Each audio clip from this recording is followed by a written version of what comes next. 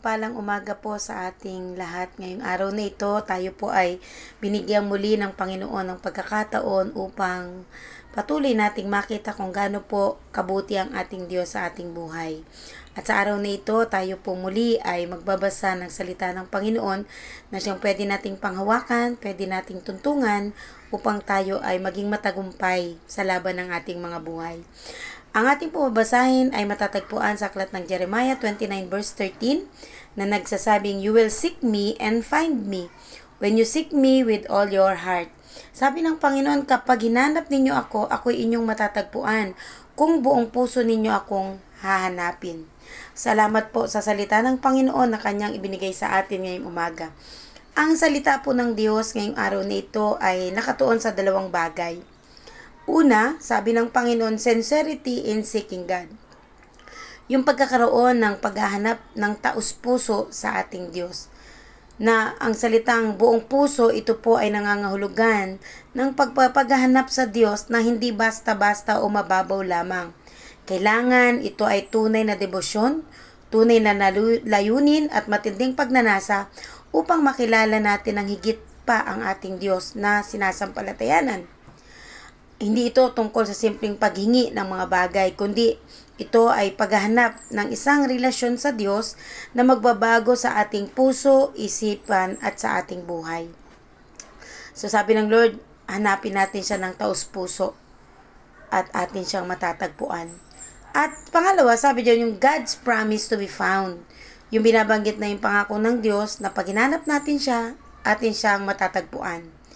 Yung talatang ito na matutuklasan natin, mahanap natin ang Panginoon, ay nagpapahayag ng pangako ng Diyos na siya ay laging malapit at handang matagpuan ng mga taus-pusong naghahanap sa Kanya.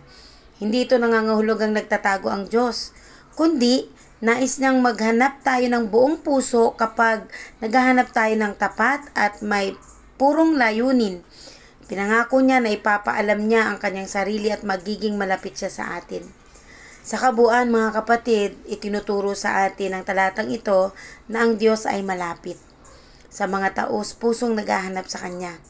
Ang paghahanap sa Diyos ng may kabuuang pagnanasa, ito ay magdadala sa atin sa isang mas malalim na relasyon sa ating Panginoon na magdadala sa Kanyang presensya, sa Kanyang gabay at kalooban sa ating buhay. So napakalinaw sa salita ng Panginoon. Kapag hinanap natin ang Panginoon, matatagpuan natin siya. Kapag po patuloy natin siyang binisar sa ating buhay, lagi nating mararanasan ang Kanyang presensya. Ang Diyos po mga kapatid ay patuloy na naghahanap sa atin. Hinahamon tayo na patuloy natin na talagang pursigin ang ating sarili na sa lahat ng pagkakataon, ating hanapin at unahin ang Panginoon. Pagising sa umaga, patuloy ang Diyos ang inuuna. Magpasalamat, kilalanin kung sino ang Panginoon sa ating mga buhay.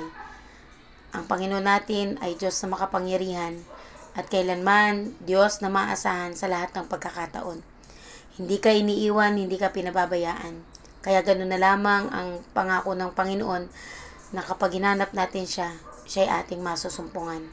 Huwag kang sumuko, laban lang. Patuloy mong hanapin ang Panginoon. Patuloy kang manalangin at magtiwala sa Diyos sapagkat yan ang pangako ng Panginoon. Patuloy tayong tutugunin, sasamahan sa lahat ng laban ng ating buhay. Mga kapatid, maasahan ang salita ng Panginoon. Patuloy kang magpakatatag at magpakalakas. Kasama mo ang Panginoon. O Diyos, maraming salamat po minsan pa sa iyong mga salita na siyang ibinibigay mo sa amin upang patuloy kaming manangan sa iyong kapangyarihan. Hayaan mo, O Diyos, sa bawat isa na patuloy na lumalaban. Hayaan mo na patuloy po silang maging matatag, matibay, at maranasan yung kalakasang buhat sa iyo. Pagpalain mo ang bawat isa, Panginoon, at patuloy mong iparanas sa bawat isa ang iyong presensya sa lahat ng pagkakataon. Pangunahan mo kami, Panginoon, sa buong maghapong ito na aming gagawin.